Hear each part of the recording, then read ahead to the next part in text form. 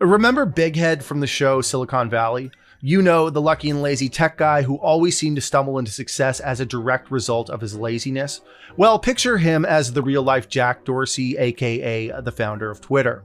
Just like Big Head, Jack's complacency and laissez-faire approach to monitoring free speech on Twitter may have been the key ingredient to Twitter's success. Now it seems that Big Head, or should we say Jack, is back in the game with a new Twitter-like venture after Elon Musk shelled out a cool $44 billion to buy Twitter. But before we get into the juicy details of Bluesky, let's address the elephant in the room. Bluesky is essentially the exact same thing as Twitter. Yes, you heard that right. Despite its claims of being decentralized and community-led, Bluesky is essentially a Twitter clone. Let's dive in. Oh, the tangled web we weave when billionaire tech moguls decide to play in the social media sandbox.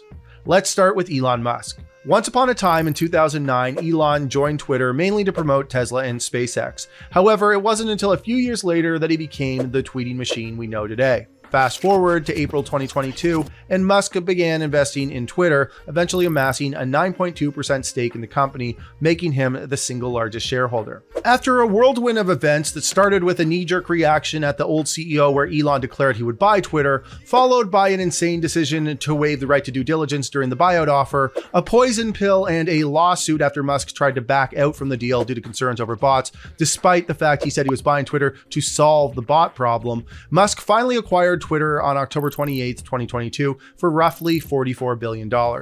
Which, thanks to an aggressive interest rate hiking environment, that $44 billion price tag appeared to be multiples of what the company would have actually been worth at the time of closing. Since then, Musk has caused quite the commotion in the Twitterverse. He slashed staff, reinstated rule-breaking accounts only to reban them, introduced paid verified status, and pushed for a subscription model. Let's just say it's been a roller coaster of changes, and some big names like Elton John, Jim Carrey, and MTA have left the platform. Now, let's talk about Jack Dorsey. Initially, he was all for Musk's takeover, trusting in Musk's vision to extend the light of consciousness. But lately, Dorsey's tune has changed. Dorsey recently criticized Musk's leadership, saying things went south after the Twitter acquisition. Dorsey, while no longer in control of Twitter, did however play a role in backing Bluesky, which is now a separate company with its own CEO. Let's take a stroll down memory lane and revisit the early days of Twitter, back when Jack Dorsey was its fearless leader.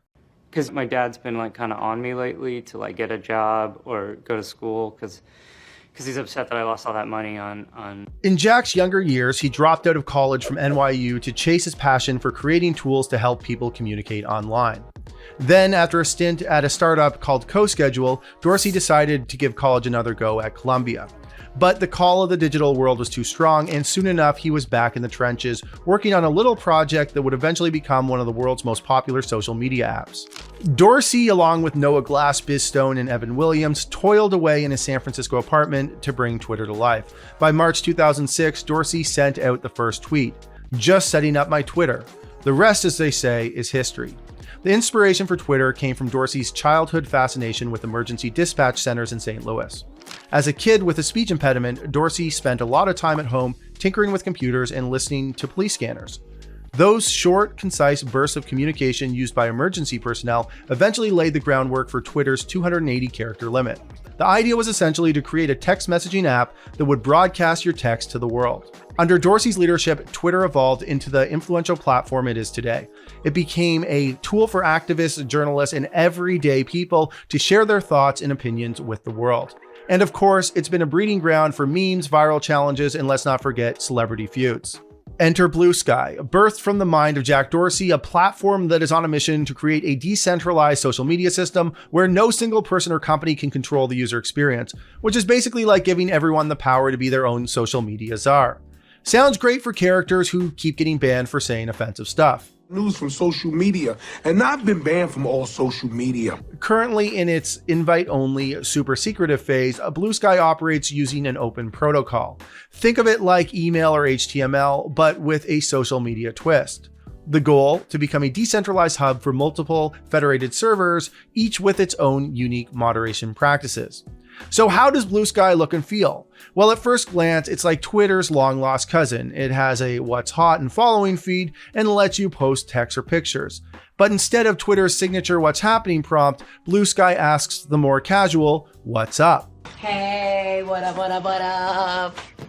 With 1.2 million people on the waitlist and a current user base of about 50,000, Bluesky is generating some serious buzz. And while it may not yet have all the bells and whistles of its more established counterpart, it offers a refreshing escape from Twitter's mean tweets, crypto scams, and endless pursuit of internet fame. Now get this, what if we told you that much of Bluesky's funding came from none other than Twitter? From a fledgling project in Twitter's nest to a soaring independent entity, Bluesky has taken a unique path since its inception in 2019. Bluesky's development has been nothing short of impressive. After transitioning to a public benefit LLC in 2021, the company gained both freedom and financial backing, with Twitter reportedly providing a cool $13 million to kickstart its R&D. The goal: to develop technologies enabling open and decentralized public conversation. As for the big names behind Bluesky, Jack Dorsey's fingerprints are all over it. Not only is he on the company's board, but he's also been instrumental in funding its growth.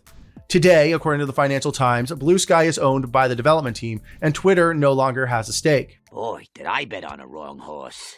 Starting with a humble few hundred users in February, the platform quickly has amassed over 50,000 users by the end of April. And with more testers gaining access through the invite-only beta, it's only a matter of time before Bluesky takes flight in the public domain.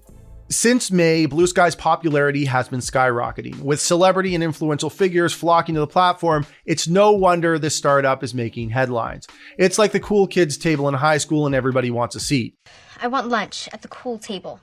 From politicians like AOC to celebrities such as Chrissy Teigen and internet icons like Drill, Bluesky is quickly becoming the new it place to be seen. With a fun, loose culture and users rebuilding their social graphs from scratch, it's no wonder that Bluesky is being hailed as the new hotness. At the time of recording, the app has been downloaded more than 375,000 times. Plus, it's now ranked at number 8 in social apps by iOS downloads, while the Android app holds the 22nd spot in US Google Play downloads. With such a large inflow of users already creating a buzz, the question becomes if it's only a matter of time before the masses follow suit. So what are the current users on Bluesky saying? Well, for the most part, they're saying that Bluesky has nailed the tone and feel of Twitter, but of course, there are still some bugs in the system. Twitter itself is not that complicated of a platform. In fact, Elon was able to cut a great deal of staff, and yes, there were a few hiccups, and we can argue all day about how our feeds look differently, but the platform is mostly the same. The number one challenge still remains for Bluesky. Can they bring over a large and diverse enough audience for most people to feel the need to switch from Twitter to Bluesky? I recently hypothesized over on the Deep Dive channel that if Substack wanted to take a run at Twitter, they would be wise to get big media on board via equity stakes and run a Spotify-type model with companies like Bloomberg, ESPN, Fox News, TMZ, etc., all owning part of the company. They would then tell their staffs that they have to migrate platforms as part of their job. This would also be wise for Bluesky to come to some sort of a similar agreement. Breaking news is what drives these platforms, not aggregators. Big media has the infrastructure to employ boots on the ground. And for the most part, these people are the value add for a breaking news type platform. So let's wrap it up. And so just like Big Head from Silicon Valley, Jack Dorsey is back at it, ready to bask in the warm glow of success. Or perhaps it's just a reflection on his computer screen as he hits the Control V button to replicate Twitter. Bluesky might be wearing the mask of decentralization, but let's be real, folks. In the land of social media, decentralization is about as tangible as a unicorn riding a hoverboard. As we watch this tale of tech drama unfold, it's hard not to wonder if Jack is pulling a fast one on us all, repackaging Twitter with a shiny new label and calling it innovation. But hey, if we've learned anything from Big Head's story, it's that sometimes being lucky and lazy is all it takes to strike gold in the wild world of social media. When it comes to moderating free speech, having a quiet leader who is slow to react and doesn't feel the need to hop on a soapbox every 10 minutes to tell us where they stand on every single issue is likely the best path from an optics standpoint.